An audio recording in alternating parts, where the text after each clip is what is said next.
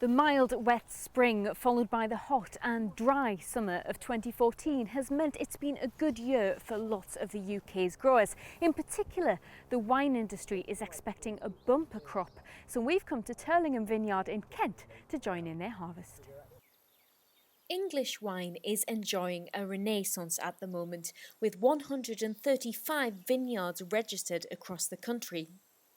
Once somewhat of a joke in the industry, English wines are now beginning to be taken seriously. Graham and Lorna Wilkes came to England from South Africa to set up their own family-run vineyard.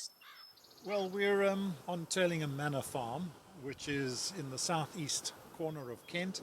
We're very close to Folkestone, and we're on the North Downs overlooking the English Channel. And on the farm we have 3.5 acres of vines.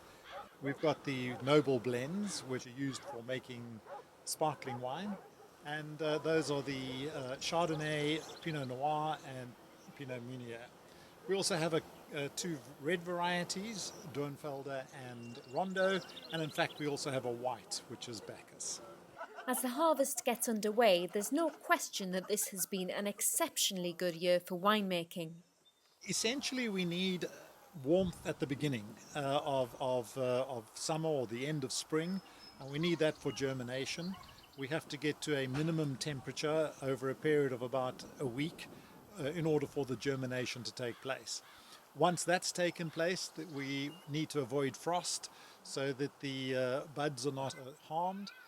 And then we need the warmth in order for the berries to grow both in size, and we need the sugars to enter the berries from the leaves. So there we need plenty of sunlight for that process to take place.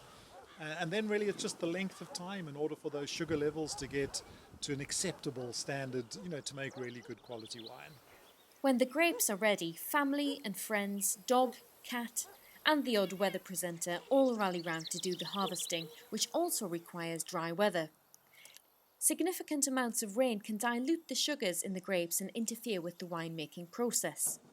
The grapes are cut, transported a short distance to the winery and pressed within 2 to 3 hours of picking, after a quick stop for tea and cake. Well, this is the fun part of the year. This is the harvest. This is what we all work towards.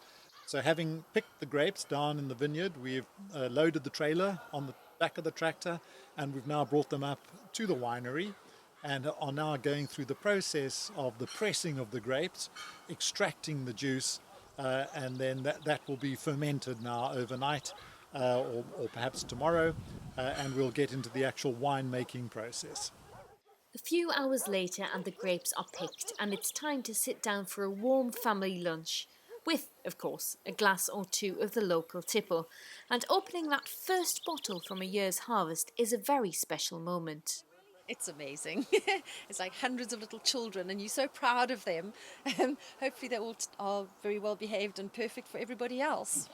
English wine is going to be amazing, and as the global warming is affecting us and making it easier to grow wine in England, it's going to become better and better quality and wow the world. I think the recent record of English, especially our sparkling wines, when compared to some of the very best in the world, has really come out on top. So we're very proud to be part of an industry which is on the up and up. Jennifer Bartram, Terlingham Vineyard in Kent.